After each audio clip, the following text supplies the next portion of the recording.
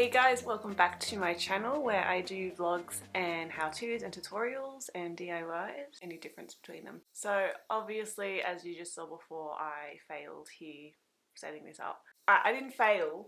I'm going to turn this around so you guys can see. That's better. Oh no, it's not. Wait, what's happening? So I just set up my lovely umbrella yarn thing. I actually don't know what it's called. I got this for Christmas. This was a Christmas gift and I love it so much. I have not used it yet.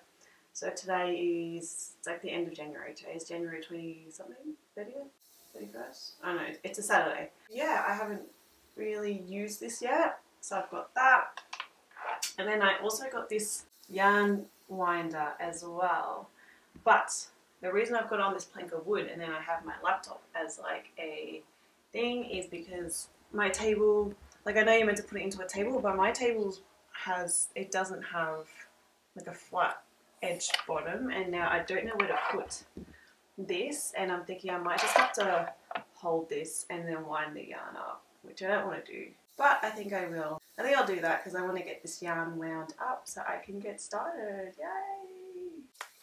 So this is the yarn I'm winding up today. It is Cascade Yarns Heritage Superwash Merino wool, and it's got merino wool and nylon, and this is I think a 4-ply or 5-ply, I'm not too sure, but I went for the merino wool because I'm actually going to be holding it together with some mohair. This will be my first time holding together this and mohair and stuff, so I'm going to go ahead and wind these up now.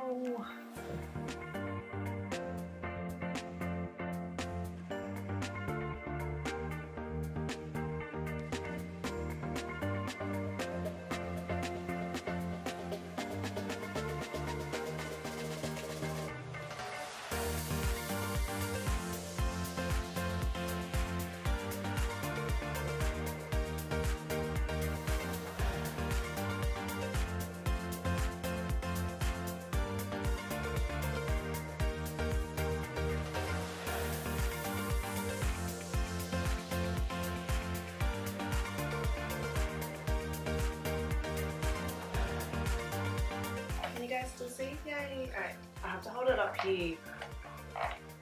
I assume it's to do with the way it sits and stuff. Oh my god. What? Wait. This is so much better than how I used to do it, was just wind it by hand.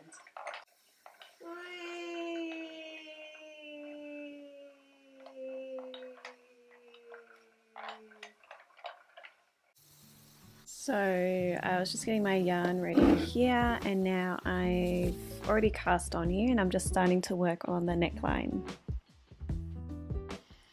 For this project, it was actually, like I said before, it was my first time using mohair and another yarn together, but it was also my first time working continental stitch as well, which I really haven't done that much. I've done it on one other project, and I thought this would be a good time to practice it.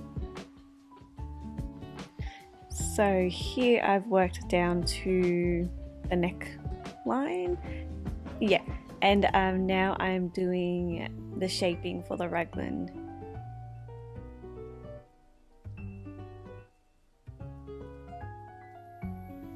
And that's just sort of how it looks. And then so this actually took me a couple of weeks to do on and off. This was my project I had on my needles for quite a long time, and I was between designing other projects, so I thought I'd just make something for myself in this time that I have, and sort of, I guess, prepare for winter, because generally I want to make sweaters like this, and I only start like when it's the middle of winter, and then it takes ages to finish, and by then it's summer, and it's just like, well, I thought I'd get a head start on it this time. And here's just showing you the raglan shaping, and I've separated for the sleeves, and then now I'm just going to work the body, and it's smooth sailing from here really.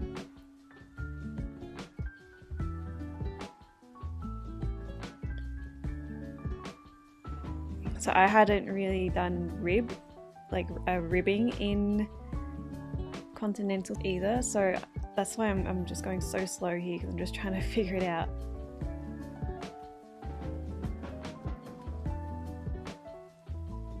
And then you can see here I've gone back to English style knitting to cast off there, and that's the hemline for the body.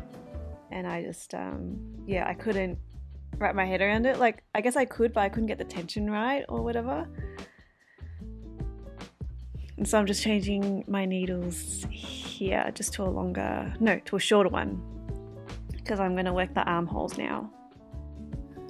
And I love my interchangeable set. I only got an interchangeable set of needles late last year. It is an absolute life changer. Like, yeah, I'm going to say life changer. Life changing. I love it. I just love it. That's what I'm trying to say. So I'm just putting the stitches onto my needle here, and then I'm just going to work this in the round, and around and around and around I will go.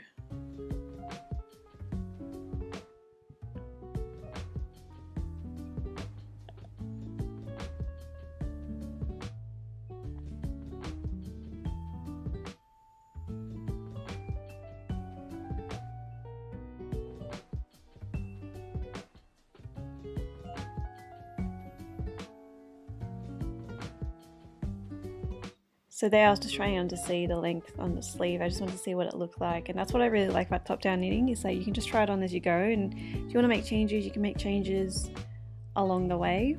But I was quite happy with the original pattern. I made a few adjustments at the end. I'll talk about them at the end of this video.